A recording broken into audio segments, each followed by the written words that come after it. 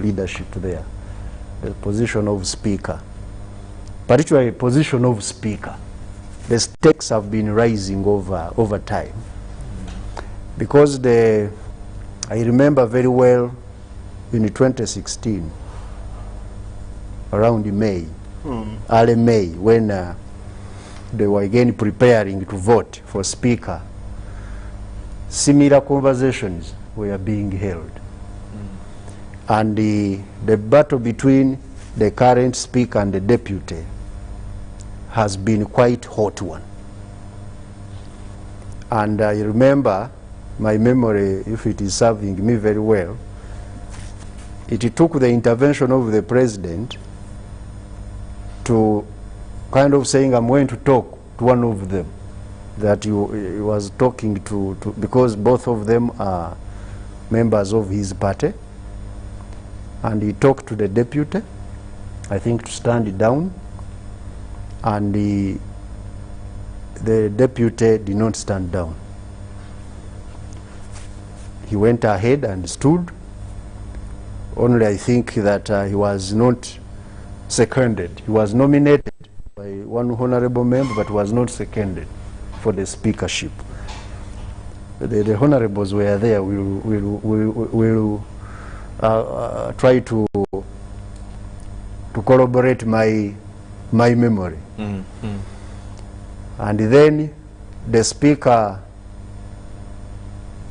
took the day, because the other one was not seconded and supposed to be seconded, and he stood for the deputy, which he won, I think, with a landslide against the Honorable Kampala Central, Nsereko.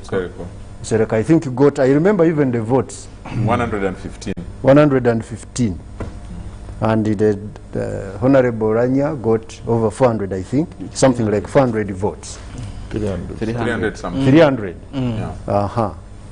So when we see today that again we are watching the same battle between because the main battle is between the two, the current speaker and the head deputy. And there have also been a lot of stories in the media that they haven't been working as a team during this term. And so we are not shocked as a public. Maybe I'm speaking on behalf of the people who watch on TV as these members are talking in the House, generated into this. But the good news is they also seem not to enjoy what they are watching as members of parliament. And they are struggling to call to order these leaders of theirs, to ensure that they at least try to bring the decorum of parliament back to where we should be as the legislative assembly of the country. So I would want to know, why have the stakes of the speakership risen to this level in the last 10 years? They are going to answer that. We know that, okay, the speaker is the third most important human being in Uganda. But we have had speakers before, elected. Sometimes we didn't even note, some of us, that they were being, appointed or elected. We didn't know even how the speakers were being chosen. I remember, I was mature enough, but I don't remember how Honorable Sekandi became speaker. There were no contests. I don't remember how Honorable Wapakabulo became speaker. I don't remember how the late Ayume became speaker. But I can vividly remember how the current leaders became speakers. It has been quite a contested kind of race, especially between the current two leaders. And That is something which, and you know, we are in a multi-party dispensation. Do you think that is? Do you think that reflects the growth of democracy, the maturity of democracy, the competition within democracy, or do you think that that is actually dangerous for our democracy? I'm not a very good expert of democracy, and I wouldn't want to risk speculating on it, on whether chaos means growth of democracy, because to me, what we are heading or trying to go to is chaos. I saw a session of parliament reduced to discussing again the contest between the speaker and his deputy. Members, there were two now. Members Actually, rising. there were two sessions. Two sessions. Yeah. I've never seen that before, where one of the candidates is presiding and the members start to debate about how some people are using money, how others are sending messages, how others are saying this is a second matter. And so I don't know whether that is the growth of democracy. I would want perhaps the people who are watching and the ones to be the referee on that one. But I'm not comfortable with what I'm watching. Good. That's an important point to end from. Maybe Professor, just educate us. In your view, do you think that reflects the growth of democracy? Should we throw away the worry and be less concerned and just pay attention to the day that your people elect? Charles, amongst my colleagues, I think I'm a bit privileged because I was in the 7th Parliament, and then I was in the 8th Parliament as leader of opposition, where we shared responsibility of a parliament with the Speaker and the Deputy. When the Right Honourable Sekandi was moving out of the speakership, there was no contest between his deputy and any other person to become speaker. The contest was who becomes the deputy speaker. And therefore, what Honorable my brother Ramadan said, this is a new phenomenon. Even when, and that was the last time. But fundamentally, there is a problem. When I became leader of opposition and therefore a member of the Parliamentary Commission.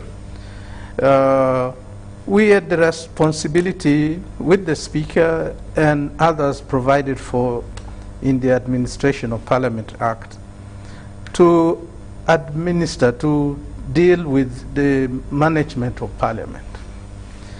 At that time, for example, the budgets of the Speaker included the budget or the votes of the Deputy Speaker, and the leader of opposition came into existence under this 1995 Constitution with me.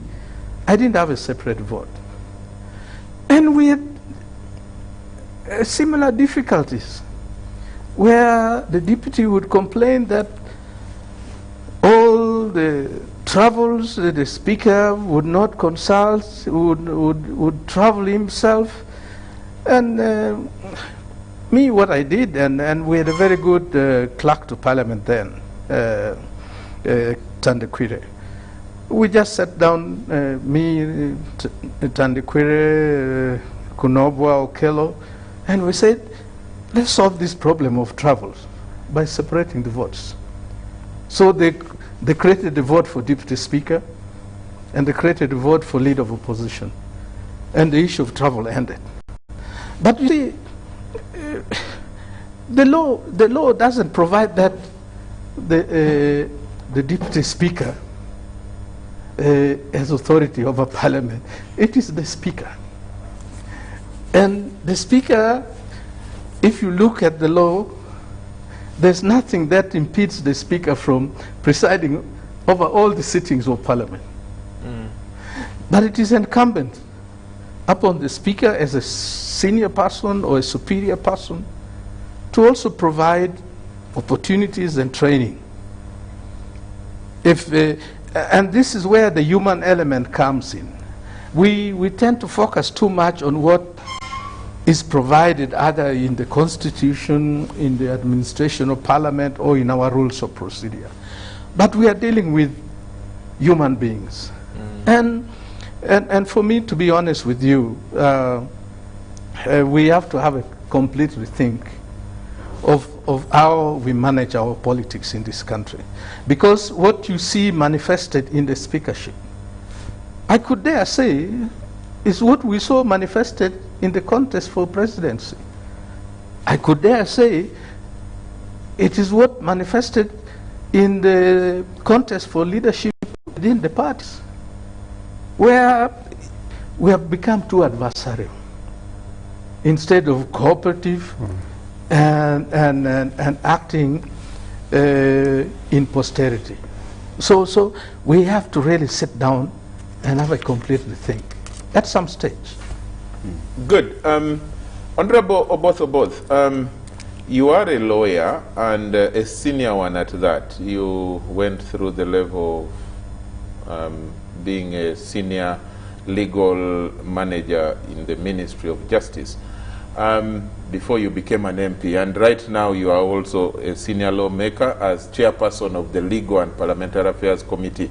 So some of these concerns should fall directly under your purview. Things to do with the rules of Parliament, things to do with legal processes and mandates.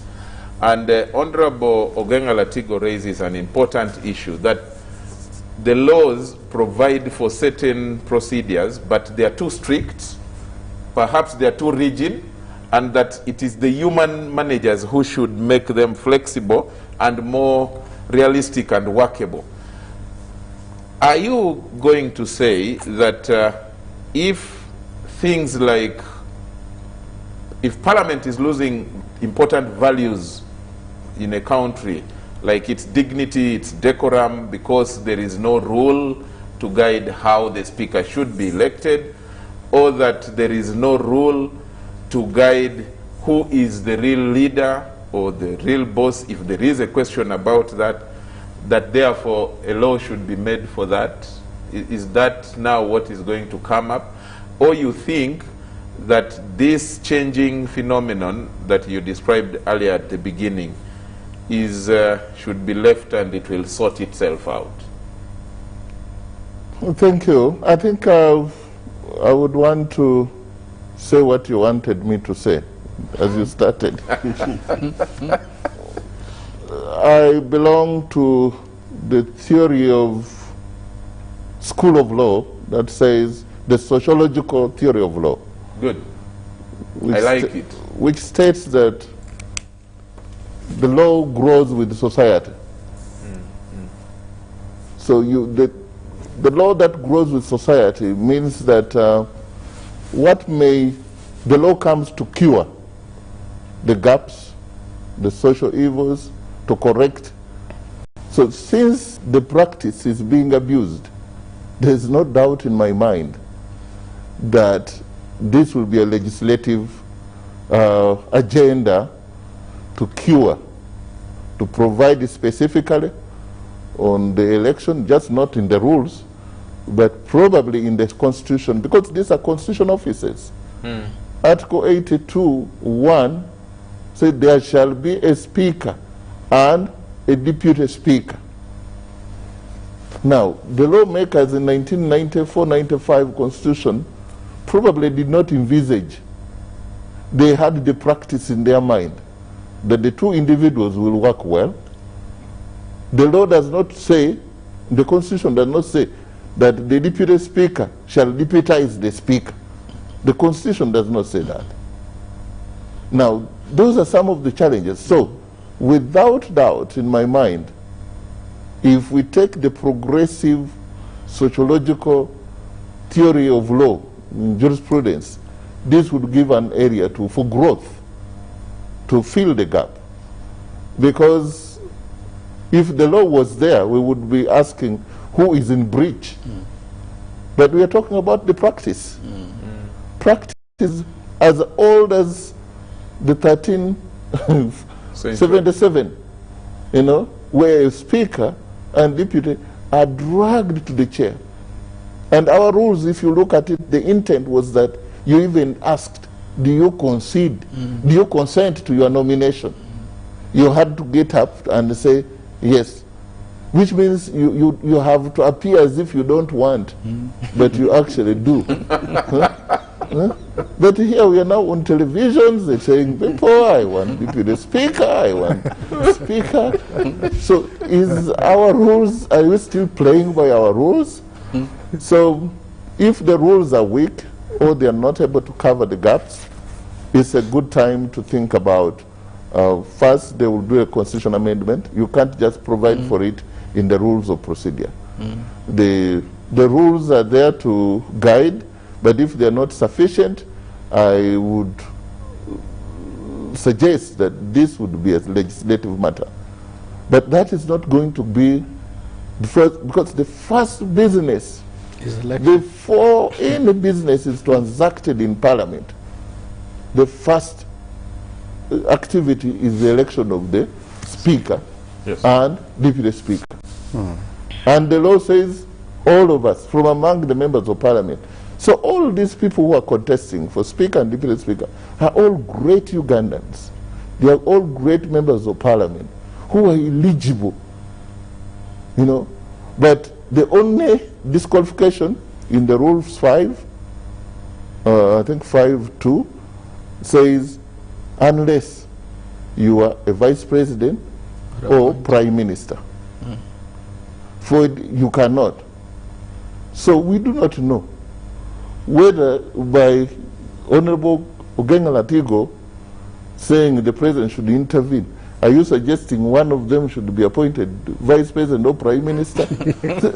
Because or both of them. The President gets sworn in on 12th. This has been the tradition, 12th of May.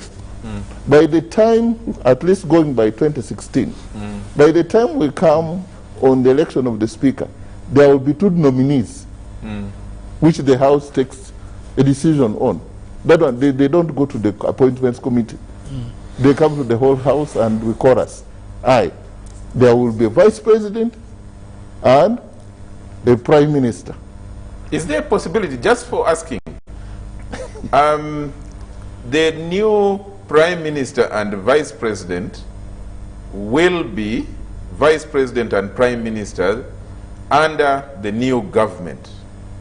But the new government has no parliament yet.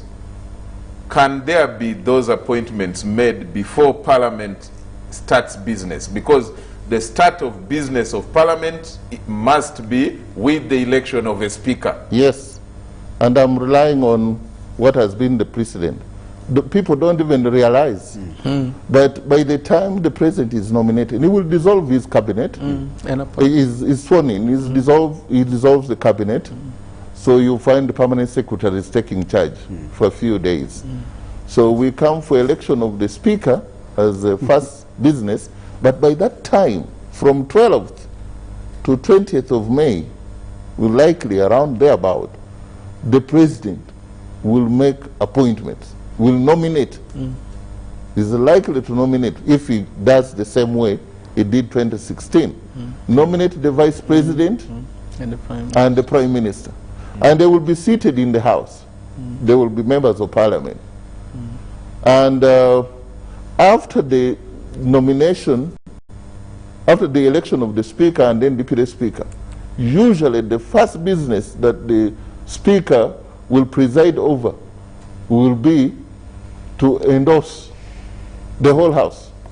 Will endorse the nomination of Vice President and the Prime Minister. So the rest of other nomination or appointments will come, will follow suit. Just a few days, maybe 1 week later also. So the only way you can get And in Rule 6, which relates to Deputy Speaker where I belong, the only way I may not be a candidate is when I'm Vice President or Prime Minister or Minister. And that message should also go to the appointing authority. No, I'm talking about the general. You know, but that message should also go to the appointing authority that you want to be a deputy speaker, and that the only way you cannot be is if you're given one of those appointments. Charles, I am talking in a figurative. All the candidates for speaker and deputy speaker, if you appointed a prime minister or vice president, in fact, for us it adds for the deputy speaker or a minister. But in effect, by that time, that adding of the minister does not apply, because there will be acceptance is another thing. You know, for me, I believe for the issue of deputy speaker, I'm not coming from nowhere. Not that I'm looking for a job, but I am coming that, well, the training, the mentoring I have had in Parliament puts me in a better position to carry on. Good. Look at the professor, His Excellency Sekandi. He did it the same way. He was a chairperson of Rules and Discipline. He started that law. Yeah. He was chairperson of Legal and Parliament Affairs. Even Honorable Kadaga was a minister in charge of parliamentary affairs. Yeah.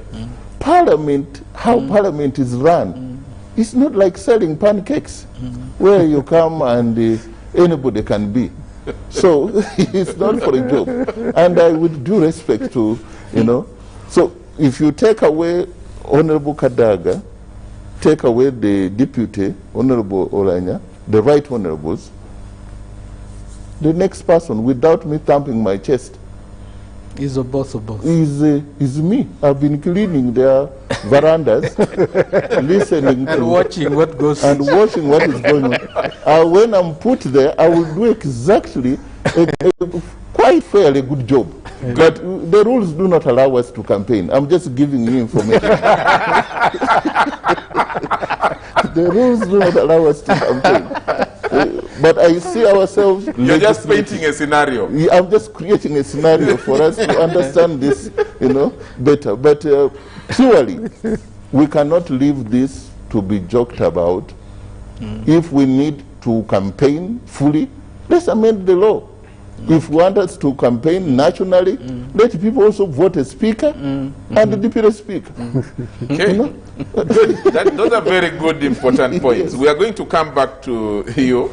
But there is one of us, Honorable Margaret Muhanga, is participating, and she says she's not feeling very well. She has a nerve pain and cannot make it to join us. Sorry for that. But she has sent us very interesting thoughts, and I need to read them verbatim. She says, Charles, the two contending parties are both members of SEC, and therefore they should go and lobby their colleagues. And I can assure you the name that score highest from SEC will most definitely carry the day. The ongoing campaign in the 10th Parliament is a total waste of time. That rhymes with what Honorable Kaberuka is saying, that those who are campaigning to the 10th Parliament and saying that the 10th Parliament did this or the other, that it is a waste of time. So Muhanga is saying the same thing. She says, Parliament has been dragged into a pigsty where people are soiling others unnecessarily. Indeed, there must be decorum, dignity, values, and soul-searching. Then she goes ahead and says, for purposes of party cohesion, since both members belong to SEC, they should be mindful of its role in this very election and for many others. Parliamentary commissioners, committee chairpersons and their vice chairpersons, members of Pan-African Parliament, and so on. SEC ordinarily appoints all those mentioned above. We used to vote for commissioners in 8th Parliament, but now SEC designates. Then she ends by saying, Honorable both is killing me with laughter. Let her be alive. I need a vote. I think Honorable Muhanga, Honorable both said he's not campaigning, but he's drawing scenarios. But since both of you belong to the 11th Parliament, take note of those scenarios. They are very serious scenarios. Honorable Kaveruka, we still have some 4 minutes before break. Let's shift gears a bit to go to another, worrying report that we have been getting. And like Ramadan said in these campaigns, the issue of we have been told, and it has been said on the floor of Parliament, I think last week, that there are exchanges of money going on. And then Honorable, I don't know whether it was Honorable Professor Ogenga Latigo or both who referred to social media, further, degrading the dignity and decorum of Parliament. And these matters have become some things of worry, for many people across the country, and especially on social media, as you can see the expressions coming through. Why is this so? Why must you MPs degrade yourself to the extent that you can even be suspected of receiving, cash in order to vote for, what do they call them? Where do they elect from? One from amongst ourselves. From amongst yourselves. From among the numbers. Yes. Thank you very much, Professor. Yes. From amongst the numbers. Why must one of the numbers be, suspected of distributing money in order to gain, votes or to get potential votes from colleagues? Yeah, thank you, Charles. Before I tackle that, I want to first say that the rules of Parliament are clear on everything, and I think the 10th Parliament has not been short of those rules, and we have really managed to move on well. Only that, you cannot make a rule on a greed. You can't make a rule on greed. When someone is greedy. You cannot say you are not going to Kurambo, you are not going to do what? Because when Ogenga Latigo was telling us what happened in there, it was not in media anywhere. Mm-hmm. So it was handled very well. So, but if somebody, when somebody is greedy, will always cry. And I want to say that in this COVID period, Charles and colleagues, there are so many dynamics that have changed. And I remember one time, even with the reduced members of Parliament, so to say that you have not chaired, you have not done this, it has also, this COVID period has at least taken us to another level. We need to appreciate the changes that have happened of recent, especially in all operations. That's why even the cabinet, they reduced the cabinet number. So you cannot say, I'm a minister, so I have not been invited by the president to discuss about COVID matters. That is uncalled for in this COVID period. So you cannot say the deputy, the speaker has been curtailing the deputy from attending, when even the members of Parliament, they would put us on what? On notice that we are not attending. So that one should be ruled out. Two, the Parliament is the platform of the public to discuss the people's, the professors' issues. And therefore, the public has civiled the members to come and represent them. And among the numbers, anybody can stand. So anybody can stand because the qualification is at the election level. Okay? That also should be also put clear. Then when it comes to why are people saying they are giving money, people, if you have a brand, you sell the brand. There are some people who think that they can, dish money out, and that's their brand. I want to tell you, all these issues are emerging because if a speaker is dragged onto the chair, That is one issue we need to look at. Why is it that someone is saying, but we need the other one? Who? Who? That's where the source of problem is emanating from. Who needs the other one? The people, the 11th parliament is the one that needs somebody. Not somebody from somewhere saying we need the other one. Because the issue of money is cropping up. Where is the money coming from, by the way? Who tells them that the people have elected the beggars? Because MPs are not begging. But if you call them thinking that that's your brand for money, you can brand yourself as a money. I don't know what you call it. Jacob will help me. Yeah. But how you brand yourself? We have now people who have money, and those ones who believe in leadership. If you think that you can scare people of Uganda, because the 11th parliament is actually a representation of the people of Uganda. You cannot scare the people of Uganda with money. And Charles, I want to tell you, I want to concur with the Honorable Professor Ogenga, that our politics is degenerating because of what we are getting involved in. Even in our constituencies, you will find, you know, for us, they have told us that so and so is not wanted. Because they even came to my area. A team from Kampala came to my constituency, saying, for you, the president doesn't want you. I asked him, we have a big river called Metano. I told the people of Chinchizi West that let's wait for those people from Kampala to cross the Nengo and come vote for these people they want. We waited for them, we didn't see them. And we were also going to wait for these people who are saying that the power is somewhere. The power is somewhere. Why do you start that? That's what I'm saying. Where a person involves the position of the chairman of the party, my party. That's why I'm saying those people, if they are misrepresenting the chairman, he should come out clearly and tell them.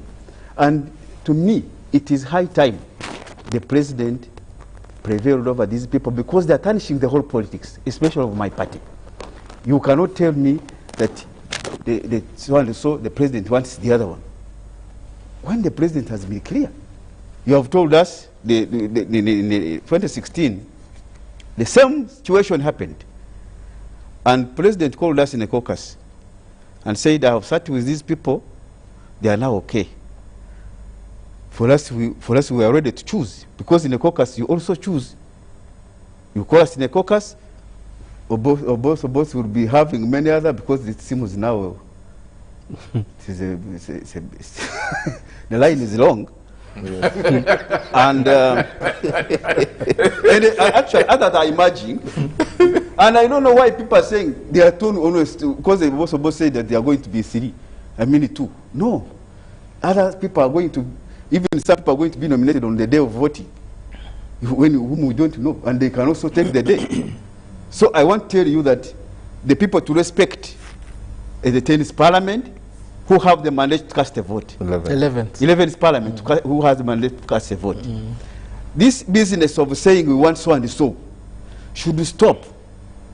Because if we are determining who is going to control the decorum in the parliament, in the house, who is going to make sure the Uganda has a diverse nature, and we have many languages, we have many cultures. We want a person that can bring Uganda together, not tearing Uganda. Because I've said the parliament is a platform of the Ugandans. So we want a person who can listen to the members of parliament. We want a person who can be neutral in determining the people's issues. But when you say somebody wants, suppose you bring somebody who's going to trash the issues of Kanu, where will I bring them? So those people who are speculating, especially, I like if I were them, I would run from Honorable Ogenga Latigu, who has this taste himself from that politics. Say, I am excused. The people of where? Of Agago excused me from participating in the 11th parliament. And when we look at the people who are making noise, are those ones even who don't have a vote for any speaker. They come and say, why do you say, because we have an agreement? Which agreement? Now, that I think Honorable Boss was the chairperson of the Constitutional Affairs Committee. We know that speculation is prohibited in our rules. Yeah. So if a senior member comes and says, you know, this one, this and this, that is speculative and is prohibited in our rules. Okay. To me, whoever wants leadership in that house should know who is to give it. 2, if it is SEC should do its work. Then also the caucus will do its work at the right time. But I want to tell you, when you go in a game, you will use it to say that when you are wrestling, sometimes you say, you cannot, when you tickle me, I may shy away. But if someone it tickles you and you shy when it puts you down, you will not say, you know, this one tickled me, so I shied and fell down. We have to learn also whatever they are doing. We are also on the watch. If you bring this and you feel you can also put us down, we are also going to make sure we align ourselves. Okay. So I want to tell you, Ugandans, that the rules of procedure are well handled in the House, and this COVID situation also brought to different dynamics that pulled out some people from participating, like our Honorable Secondary, His Excellency Secondary cannot say, I know the chairman has been, the president has been in State House for long, also let me go there. Why is he not allowing me to go in the State House? But now, even the president has not gone outside the country. We are going to preside the cabinet. Okay. We need to take a quick break, and when we come back, we will be continuing with the discussion and reading some of the comments and questions as they come along. And but the debate is continuing, and we are looking at the speakership race and its atmosphere in Parliament and in the country. Let's take a break right now.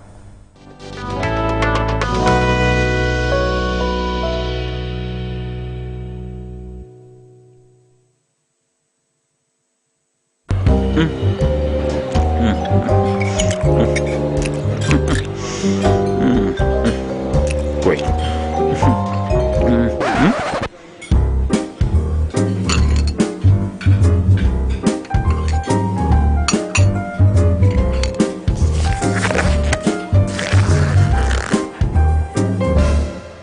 No one should stop you from finishing what's yours. That's why MTN gives you data bundles that don't expire.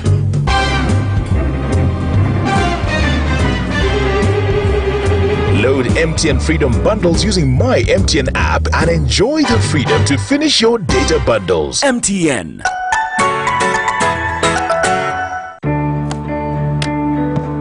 Today tastes like a new tradition, like an old favorite. Tastes like all hands on deck and all eyes on the prize. Jade tastes like a piece of the action, and it never tasted this good.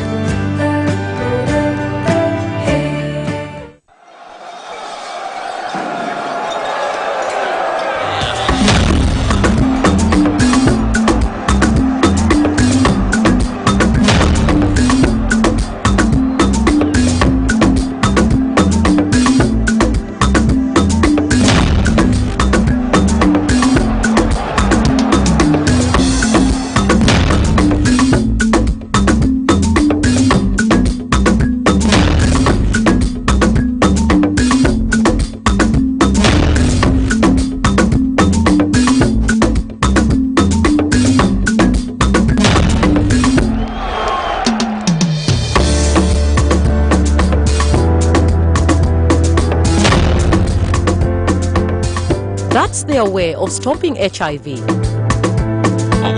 What about you?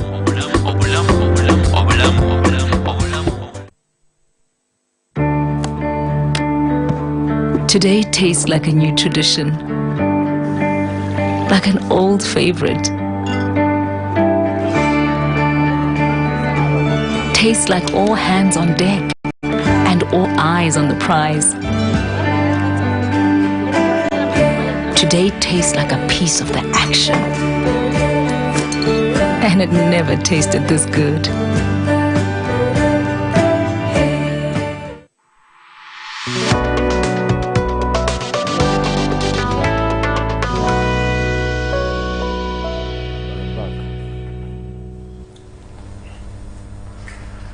Welcome back from the break, and this is Behind the Headlines, this 17th day of March 2021, and the discussion is on the topic, the speakership race, and how the race is shaping up, the atmosphere around Parliament, and how the different interested parties are jostling for available, especially the two most powerful positions in the August House. I have some questions that have, or comments. Patrick says, how will Parliament convince us that it is an independent arm of government if its Speaker and Deputy have to be determined by the head of another arm of government called the executive? Can we still say there is separation of powers, really? You will need to comment on that, gentlemen. And then another person says, Charles, thanks for the great moderation. Oh, thanks a lot, sir. I am Simpson Muhwezi, and I thank the gentleman for showing interest in the second biggest legislative chair. Honorable, there you are, they are thanking you. My issue, though, is with allegations of monetization. Maybe we need to know how much salary is attached to these positions, or add more legal requirements. Or if the privileges are too many and tempting, perhaps we should withdraw some, including the controversial lead cars. I request that both gentlemen make a comment on the issue. Mwezi, just a clarification, there is only one gentleman here who has already shown interest in the position of deputy, and that is Honorable both, the current chairperson of the Legal and Parliamentary Affairs Committee, who is here with us. The rest here have not shown interest, with Honorable Kaberuka being the only one coming back to the 11th Parliament. Honorable Ogenga Latigo is not coming back to the 11th Parliament. So there are only two here. But he ends by saying, I request that both gentlemen make a comment on the issue. I'm not really campaigning for anyone. I'm also simply drawing scenarios. And then someone called Paul puts in a strong opinion here, and he says, thank you so much for bringing those brilliant men. However, they all know deep down in their hearts that money has to be shared. The one with more money will take the speakership position, period. They all know. From Paul. Paul, I wish what you stated with so much authority or certainty was a fact, but that's not a fact. Perhaps we can discuss it as an opinion. I thought I had another message here. No, I think it is Muhanga who added that Honorable both is campaigning while not campaigning. And then Someone called Robert says,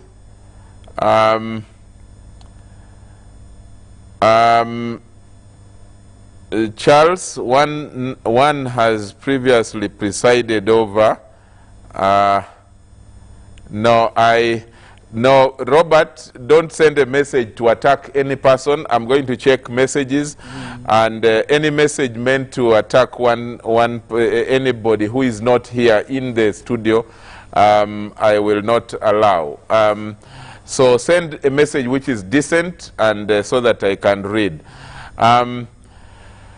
And then there is a message here, honorable MPs in the studio. A study was done, and it was found that for one to stand a chance of winning as an MP, you need a minimum of 300 million in North and Northeastern Uganda. North and Eastern Uganda, 500 million in Central Uganda, and 800 million in Western Uganda. If this study is accurate, does it surprise you that voter bribery has reached Parliament? That's from Tejes Asimwe. Wow.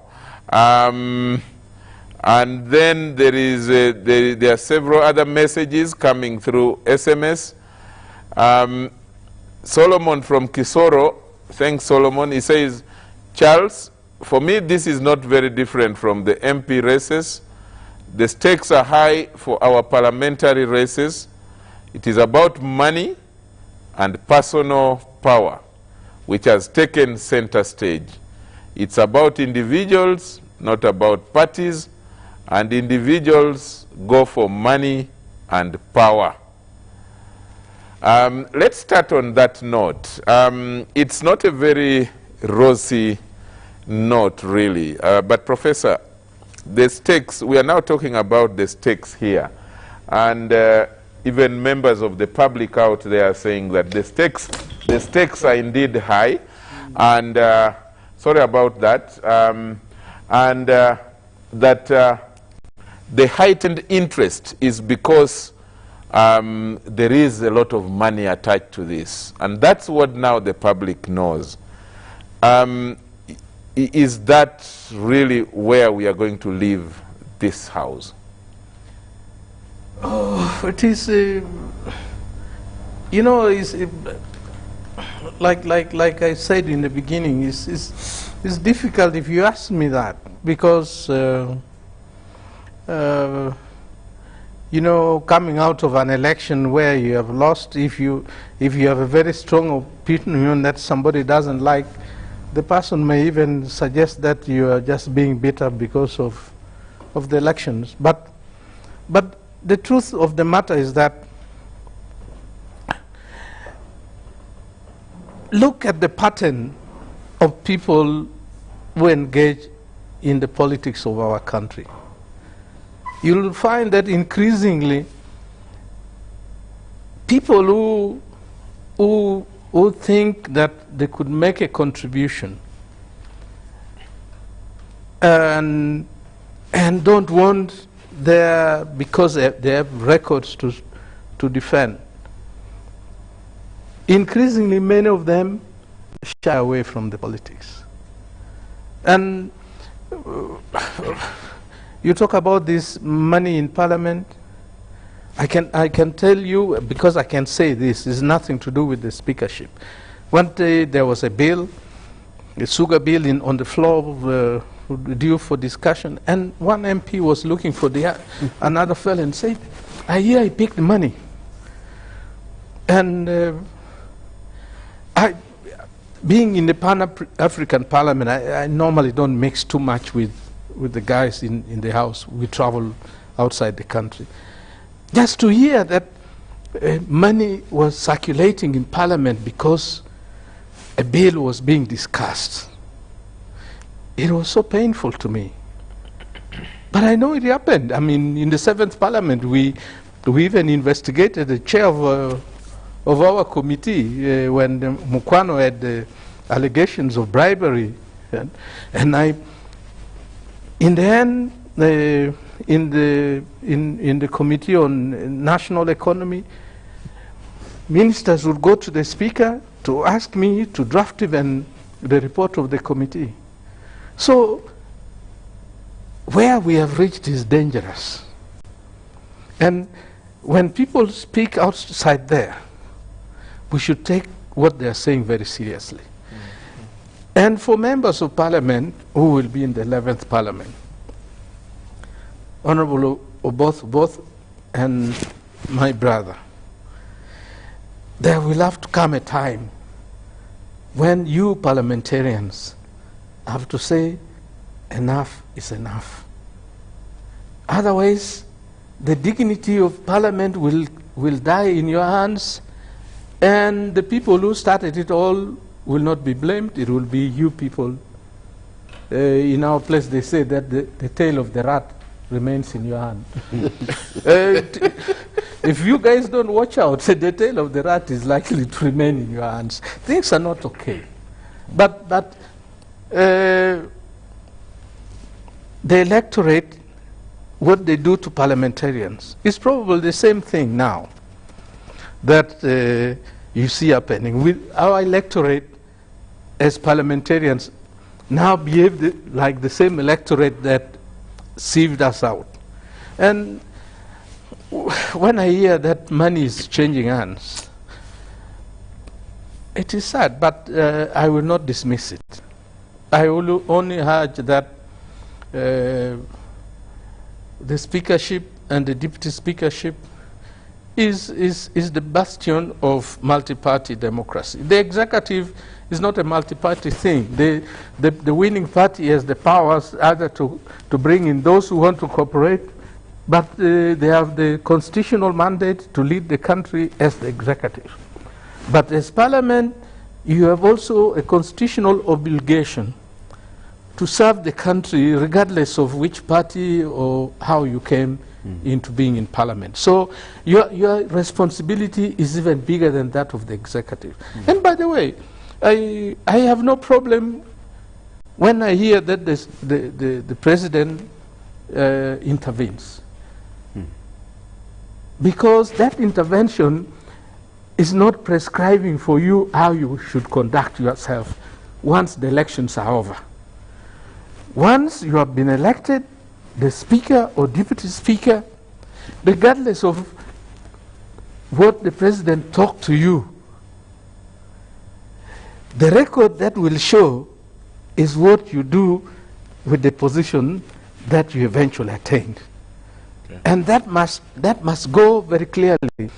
But for harmony, I would urge that moderation be exercised, and if need be, the president should intervene to urge those seeking this interest to do it the right way and at the right time, and not involving, you know, SAC and involving allegations against this and against that, which really is painful for some of us. Okay. I'm tempted to first come to Mr. Ramadan. As a Muntua once said, what fundamentally do you think is going to be the major role of the next parliament that probably attracts so much interest and stakes as we are seeing? I'm trying to reframe a question from someone online, but it is too long, so I'm trying to reframe it. I do not see politically a lot of controversial legislations online in the near future. Most of them have been sorted. I would really think that the next parliament is going to be mainly legislating on how to transform Uganda, getting the laws that are going to guide the transition of Uganda from this poor economy to a modern economy, facilitating, in other words, socio-economic transformation. But there is something interesting across board. I remember watching a video of Parliament of Ghana when they were electing a speaker also. And some guy came and grabbed the box of ballots and he ran, and the others were chasing him. An MP. An MP. You are voting. This might happen in the Ugandan parliament also. I don't know what's happening to African parliament. Just recently, the Ghanaian I missed that. MP, there is a video. It is within the social media. As we were here debating our own election, in Ghana someone grabbed the box. I hope that will And not incite Ugandan MPs to do the same. And the ballots. And he was running with it. So, I don't know what's happening, but I wouldn't be surprised if that also happened on 20th of May. I'm not saying it should happen. But that question to me, I think the stakes are really what some people have been trying to speculate around. The perks which come with this job. And you know, in Uganda there are not so many jobs of this caliber. And then too, the personalities around the competition also. They have been competing for some time now. So they are, I think, egos. They are, I don't want to believe in what the Honorable talked about, the greed. The greed, I don't see greed, I think ego. And then the fact that also Uganda is becoming too much of a country of very few jobs, good jobs, that the few existing are becoming so competitive. I couldn't imagine also the amount of money people were spending to become MPs. You hear someone, you know, spending billions. First, they spend hundreds of millions in primaries. Then they spend hundreds of millions in the main election.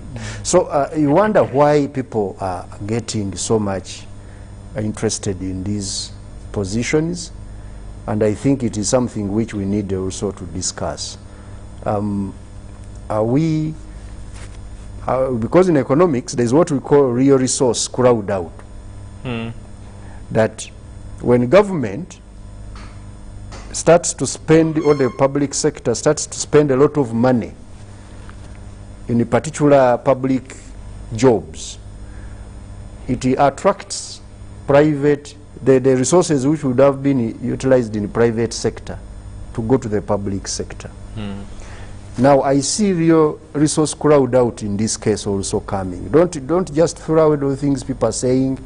You are having these lead cars, you are having a lot of travel, you are having, in other words,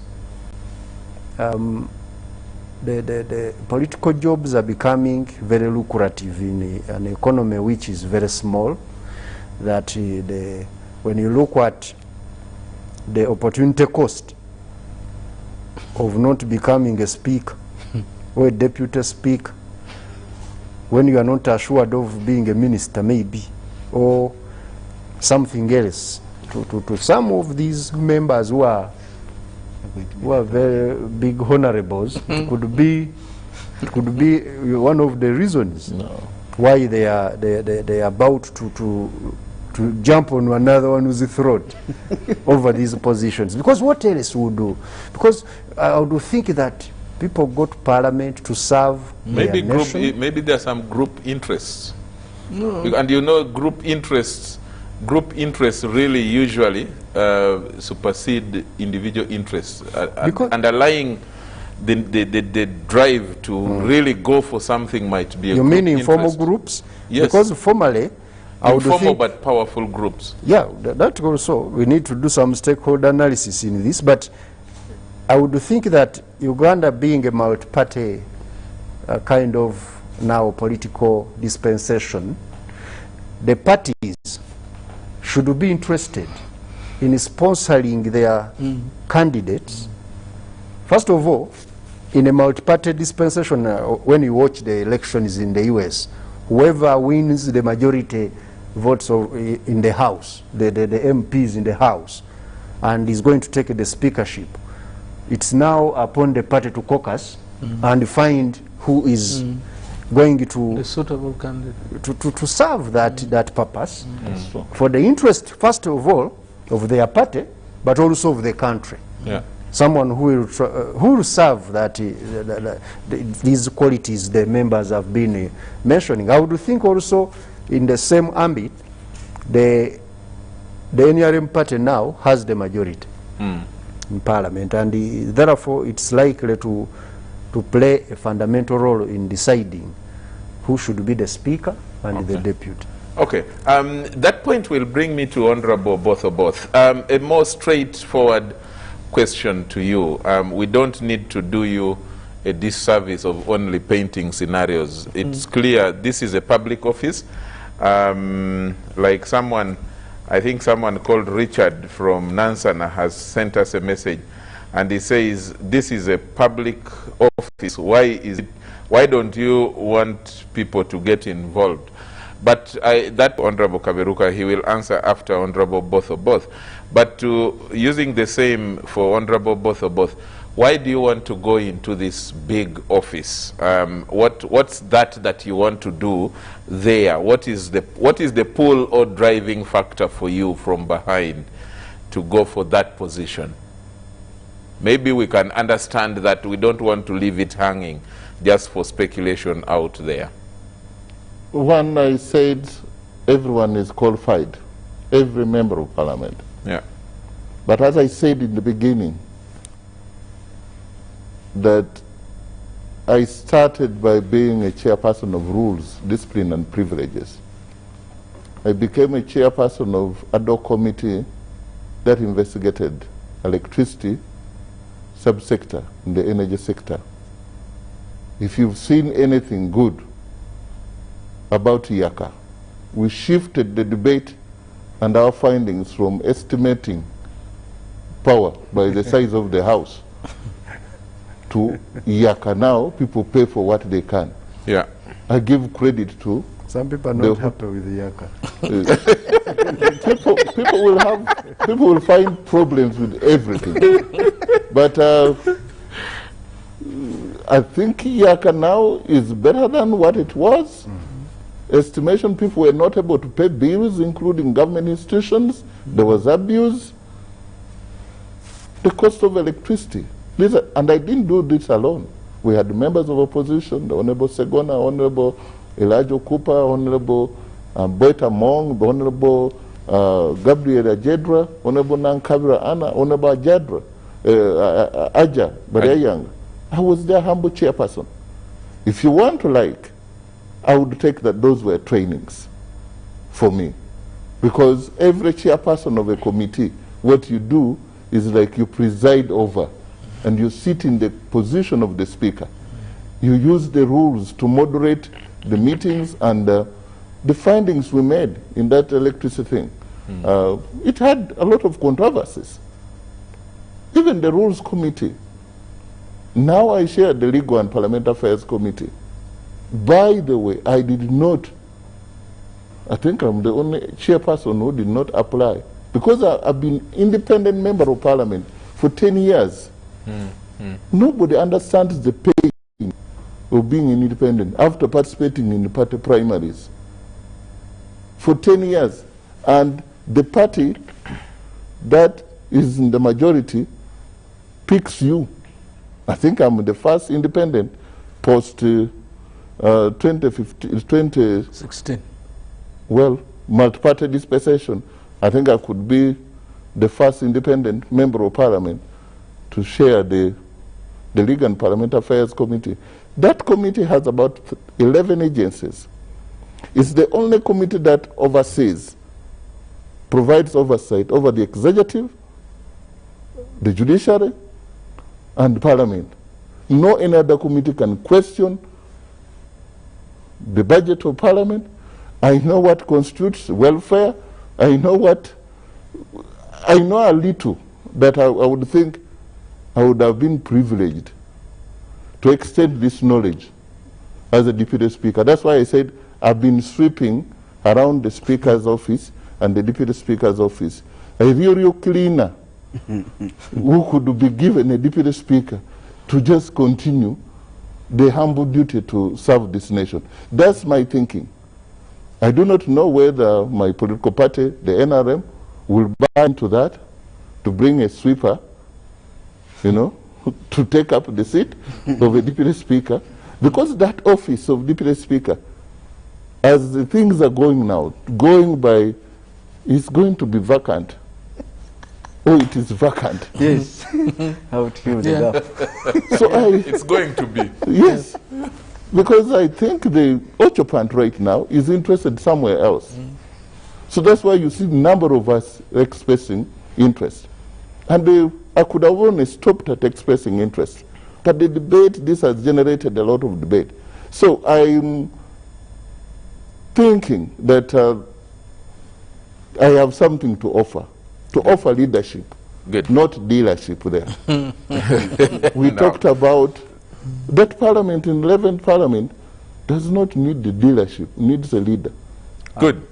And I believe I qualify. Good. Honorable Kaberuka, someone asked that question that why is it that the question of speakership or deputy speakership should not be discussed when it is public office? What's your view?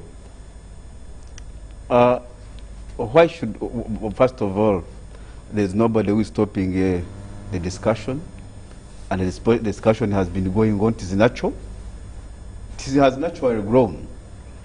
And the reason, to me, I think the debate is even attracting the wananchi from our constituencies.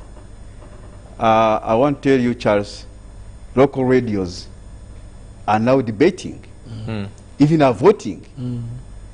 They are actually making opinion polls on local radios on the wall, that the people would want so and so to be the speaker, because possibly she has been, the business in the house has been in favor of the people. To me, the debate in the house, that is their house. It is the public house.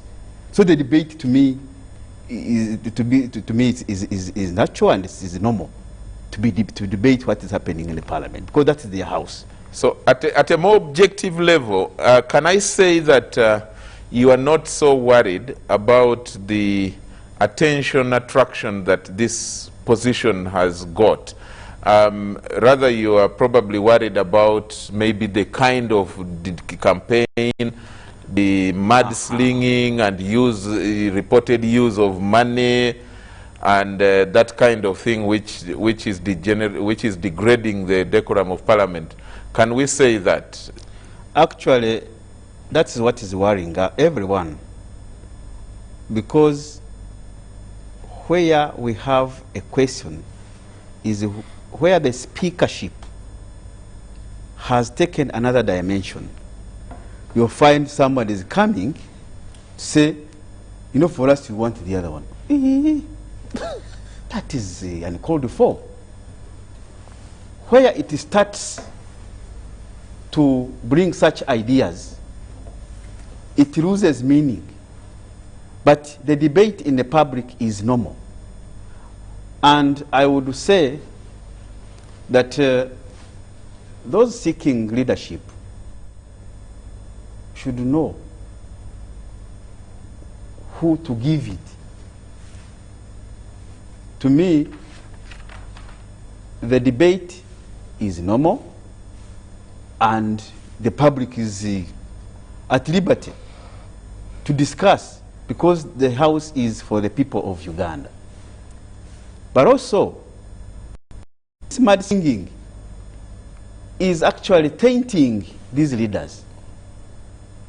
I am happy to see, to find the way the speaker has handled this, because surely when you look at what is happening in the social media, whatever, it is, if it was to have a rebuttal, there would be chaos.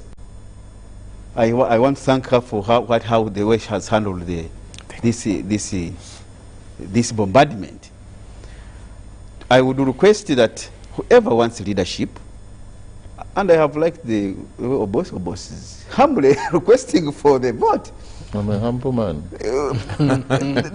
Don't show that you, because every member of parliament is eligible to stand for speakership. Don't say, I am the one, I am the one. Who told you?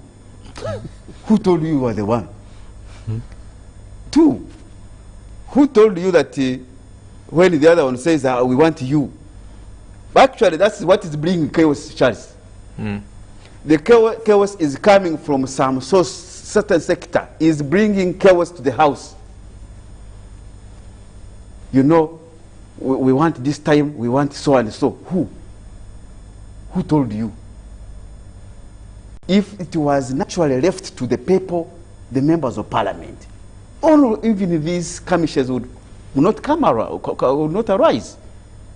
I think you agree with me, Charles, that when it took another dimension, which is actually the negative one, is when the chief whip brought that debate in the House, saying, you know, for us we had agreed that this time it is for so and so. That is where we started to go wrong. There is a debate. I cannot bring my house, my bedroom discussion with my wife in the parliament. If you have a meeting and we have agreed on something, if it does not, you know, affect the 11th parliament, because suppose one of them didn't come. Suppose one of them didn't come, why would you bring that discussion? That is a premature discussion. So to me, I would think that's why I'm calling upon my president, whom I voted, whom I canvassed the votes for, whom I trust, to curtail these people who are misrepresenting his name, who are misrepresenting his name in this speakership race. Let the people naturally vet the candidates. Okay. And they know whom to vote. And the right things on the wall. Okay. Honorable Dr. Chris Baryomunsi is a member of SEC, and he's listening to the program, and he shares with us his thoughts here, which is authoritative, and he says, thank you, Charles, for a very good show. Thanks, Doctor. And he says the NRM party is interested in having 2 of its members elected as Speaker and Deputy Speaker respectively. At an appropriate time, SEC and maybe NRM caucus as well will generate consensus and field only 1 candidate for each position. Let the aspirants and their supporters tone down their anxiety. He signs Dr. Chris Baryomunsi. And being a member of SEC, thank you so much, Honorable, for that very important information. And then what else? I think the rest.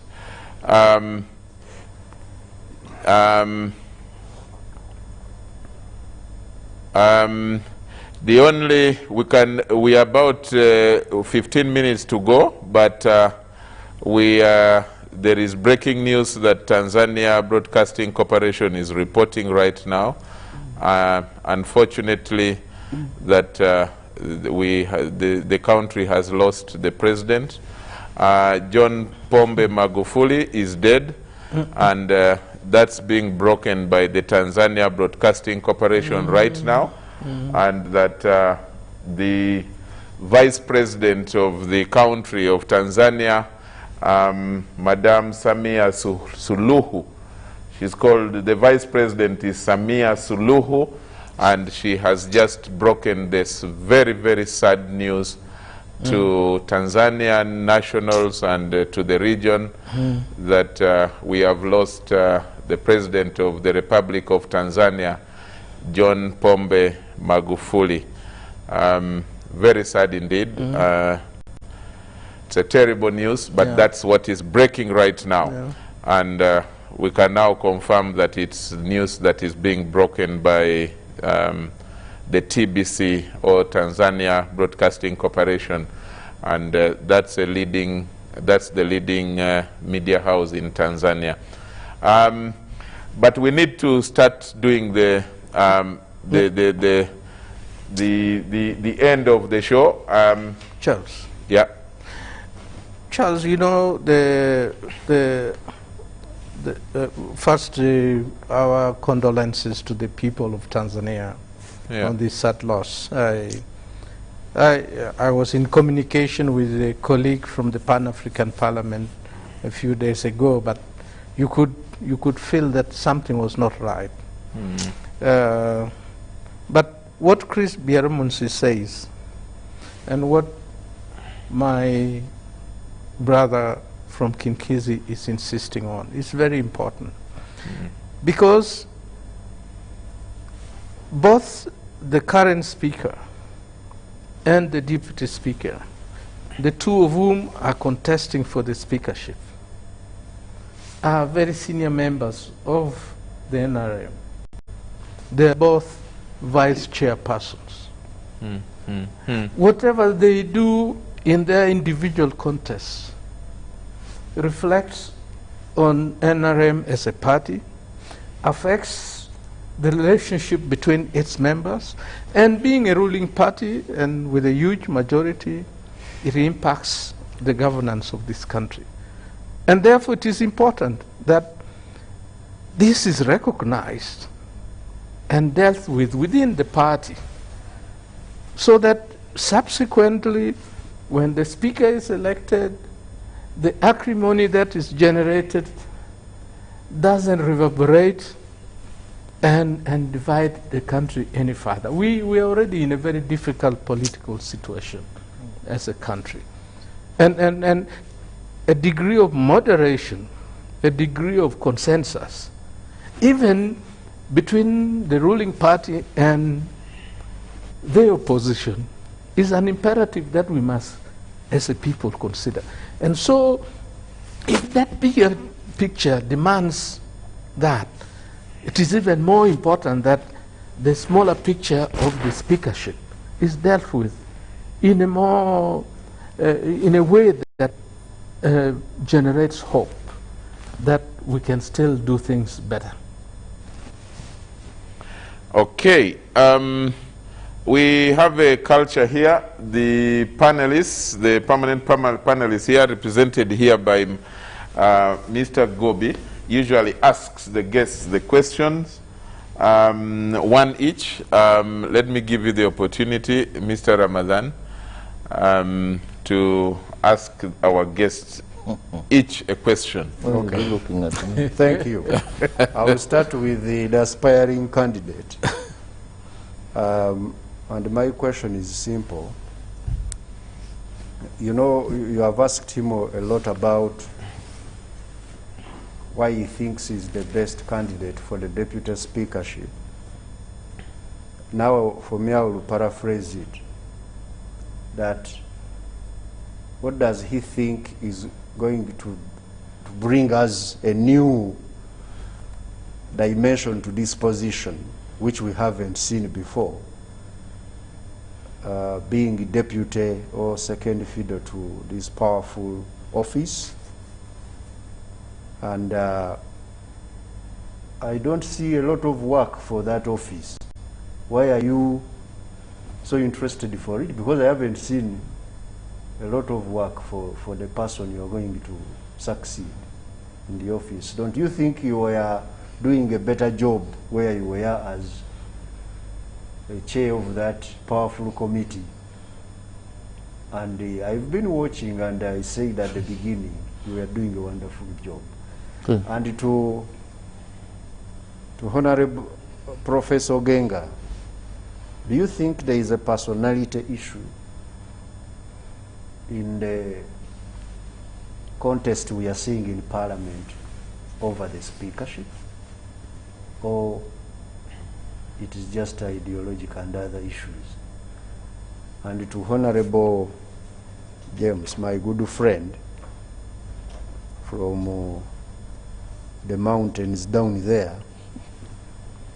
From your submission, I think you have been clear that where you fall in terms of your support for, and you are a voter, you are going to vote. What do you think should be the key quality of the next speaker vis-a-vis the current speaker? I don't know whether that question is quite clear. Thank you. It is clear. Thank you.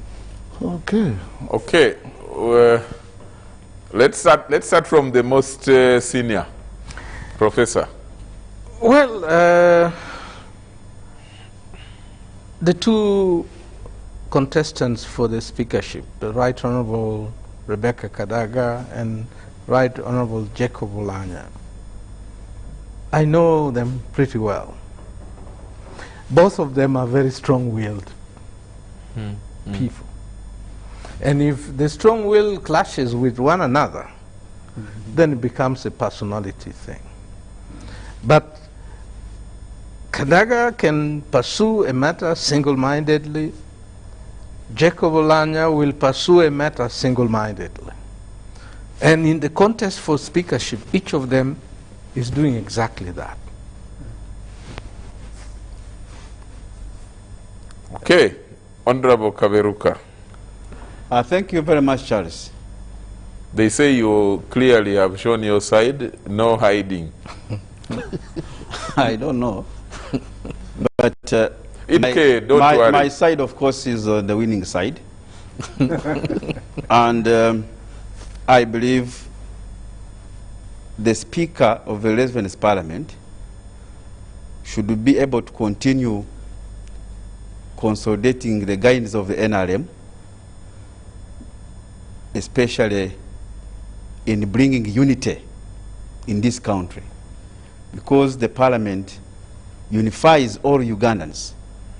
So I expect a speaker who will continue to unify and bring all Ugandans together to deliberate the aspirations of this country. I believe the current speaker has done it very well in harmonizing all cultures, in harmonizing the interests of the regions. I think we have not had issues, and I hope this is what I desire to have in the speaker that we are going to have in the 11th Parliament. Actually, I have just received a message from someone called Isaac. He says, Ndugu Charles, that Honorable Kaberuka clearly has a side for someone. So, Isaac, there is your answer. Honorable Kaberuka is a Muchiga, and they don't come better than that, usually. They say it as it is. They say what it is, and that it is what it is, and you get it in your face like that.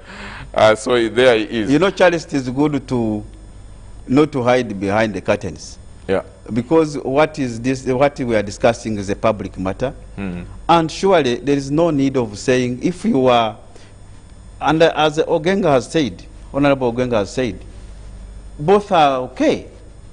But where you start now saying this is this, no, what have you done? Because I expect that office to be collaborating well. But I think there are some exogenic issues that are bringing in those, people poking others. Why? Because I remember at one point there was a debate who has more loyalty. I don't know that measure. Maybe the economist will tell us. But to me, all Right Honorable Kadaga is the third in command of our party. She she's the second vice chairperson of our party. How do you downplay her loyalty? How do you start saying she's not loyal? All right, Honorable Olanya, my friend, is a vice chairperson of the Northern region. I can't downplay his loyalty. So why should you say I am more loyal to the party than Honorable Oboth? Or why should Oboth say Kaberuku is less loyal? Because I'm just appealing to any side that would think by bringing that would add them mileage. It is instead actually it is actually diminishing, causing a diminishing. They are causing the reduction of the support. It is at this hour, is at this point in the time that we should see these senior cadres, working together to show the image. Because we have just one election, the country has given us another term as a party. When you start saying this and that, then you are showing that you are not capable. I think that's why I thank the Right Honourable Speaker for having handled this situation very well, and she has not, she has not shown any kind of behavior that would actually show that she's mature. She's mature. She has shown maturity in politics. Okay, Honourable Oboth.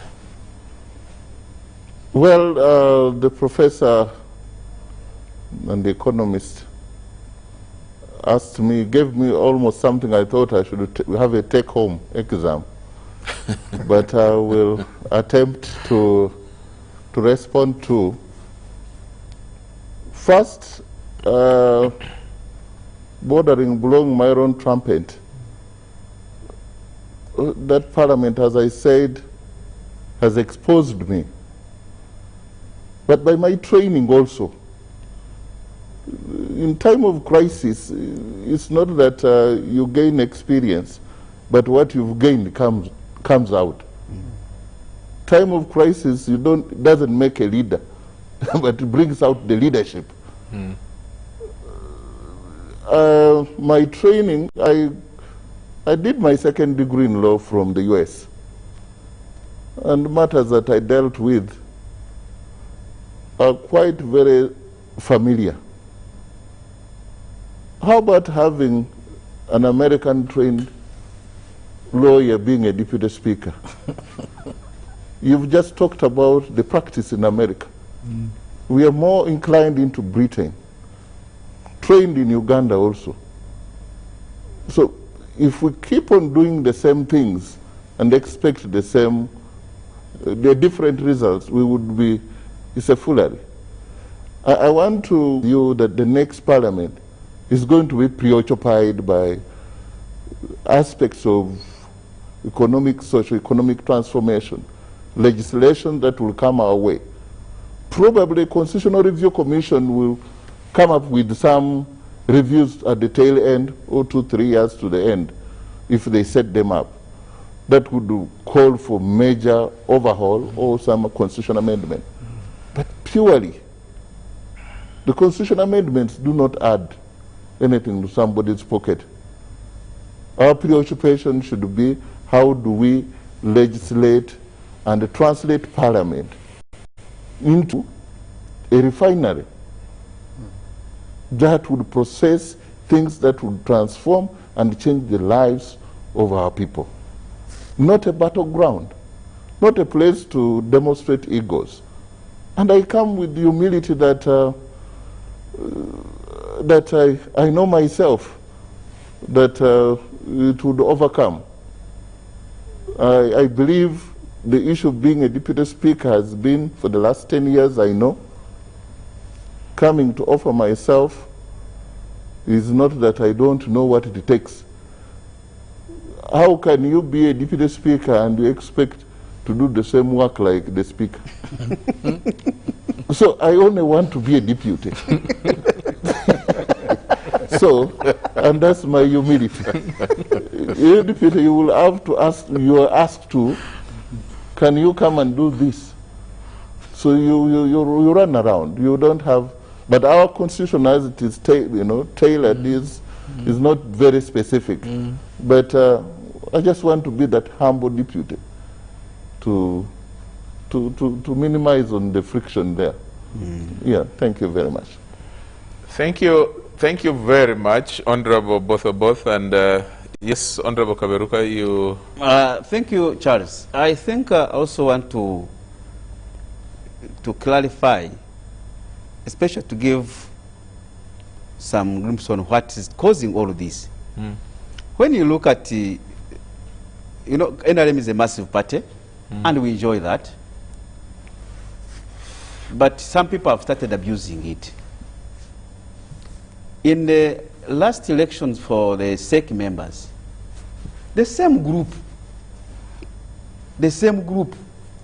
came up and said, Right Honorable Kadaga is not wanted in the SEC. I never had any word from the president on the same. They moved around talking all of that nonsense. And what came out was that Ugandans wanted Right Honorable Kadaga to be the second vice chairperson. The party members? Yes, the party members voted massively. They voted highly the Right Honorable Speaker. Now, the same people are the ones who are bringing this chaos. President doesn't want Right Honorable Kadaga, yet they work together. And the man has not said anywhere, because what he wants, he says it. Whatever he wants, he says it. But he has never anywhere said that he doesn't want Right Honorable Kadaga. I want to assure Ugandans that this street talk will continue, but we shall continue moving forward. Yes, Charles, if I could respond to Dr. Chris Bariomosi. Yes. I have to acknowledge, and I think that's the message of comfort coming from a SEC member. I particularly wrote to the SEC chairperson and wrote to the Secretary General of NRM, including for other political parties. A statement like what he said would go a long way in reducing the anxiety.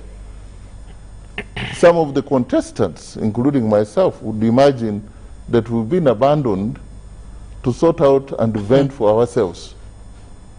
So we are all waiting for the signals. This is not a job that we can do on our own for ourselves. This is something for the nation building. Those who are giving out money, you give them that platform called parliament. They will not be leaders. Exactly. They will be dealers. Okay.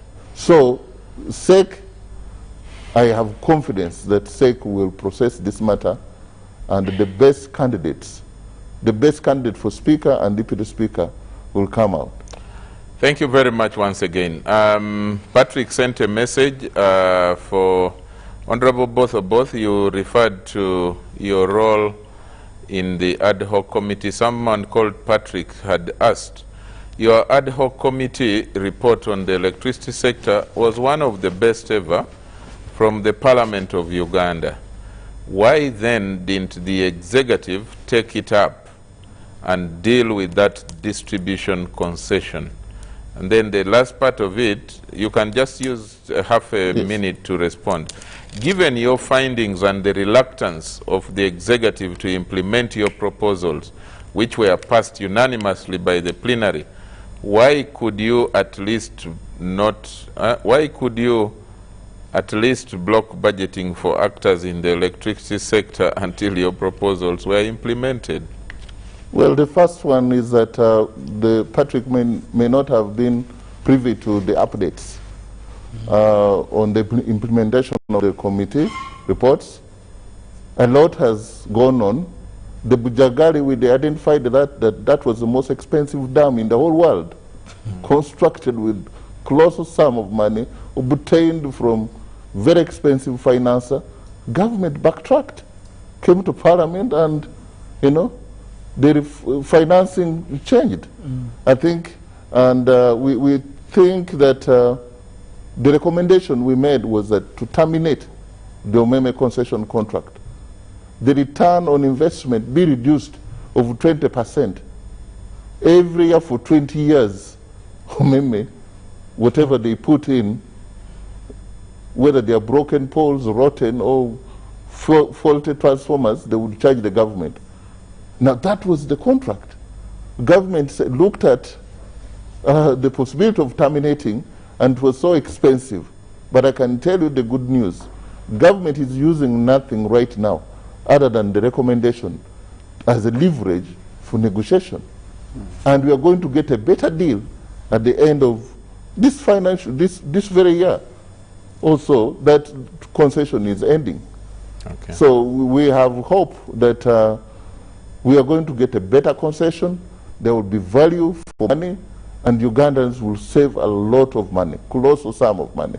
Okay. And to me, I must thank Patrick for making those observations. There's a lot already going on that are being implemented.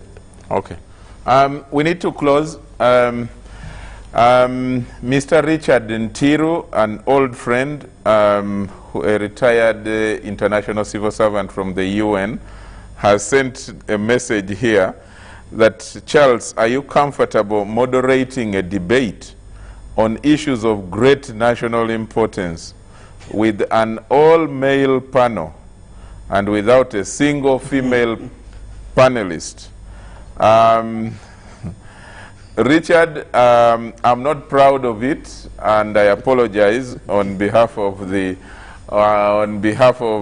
Behind the Headlines, and we have always tried our best to get a lady on the show or two all the time. We do the best we can. We succeed sometimes, we fail once in a while, but it happens. That's life. You mentioned that Margaret was not feeling well. Margaret, yes, thanks a lot. Margaret was not feeling well, but she's a permanent panelist on this show. Yeah, the next Tuesday. Next Tuesday is Uganda celebrates 100 years of parliament. It's Wednesday. It's Wednesday? Yeah. We are going to have a discussion about that, and we most likely will be touching on it, but there will be a session in Parliament which will be live on UBC, and stay tuned for that. But to jog your history, check back. The 23rd of March, 100 years ago, in 1921, was when the first legislative meeting or session of that parliament. The legislative stands for Legislative Council, which was the first parliament in Uganda. And then, but that was on the 23rd of March, 1921.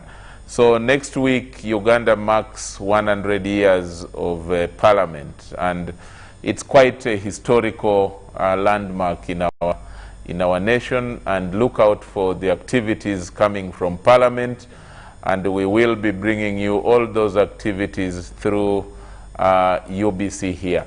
I want to thank the guests. Honorable Professor Ogenga Latigo, thank you so much for inviting you and you finding time to come and share with us your great knowledge.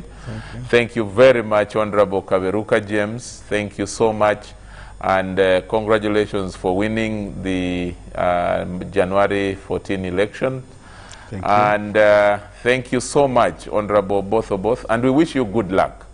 We wish you all the best in your campaigns, and may you do it as you're doing it, clean, and let it be that gracious. Let it not be a desperate campaign.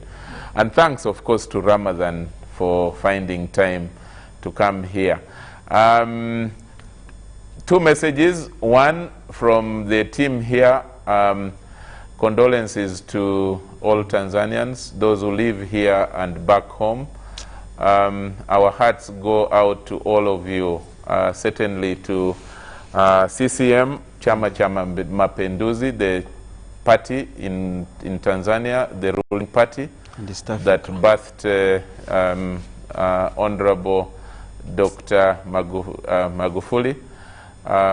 We grieve with you and we sympathize with the loss, especially to the family. It's a great, you know, loss and a very sad time for the region. And we all knew how he loved this country and how he loved humanity, how he wanted the best for his country.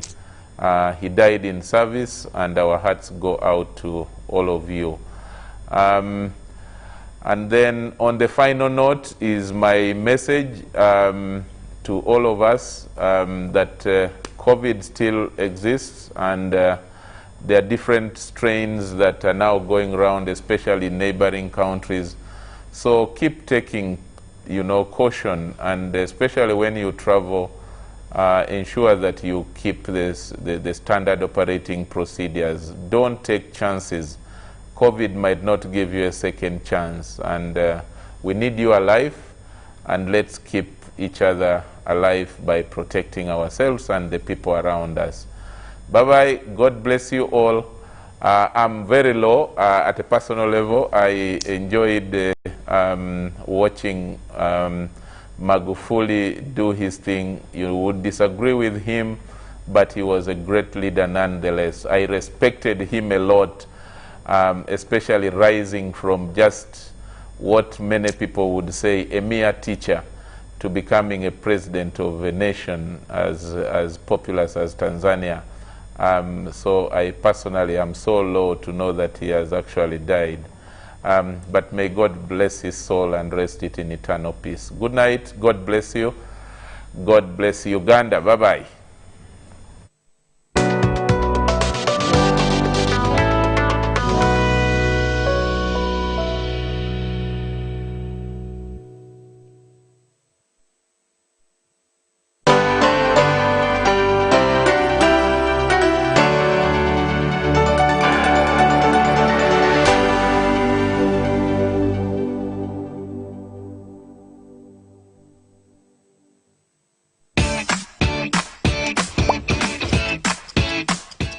Welcome to English in a Minute. These are shoestrings. They tie up shoes. Let's see how Anna and Jonathan explain this one. Jonathan, I'm ready for the party. You like my shirt? I hope you didn't pay a lot of money for that. Not at all. I made it on a shoestring. I can believe it.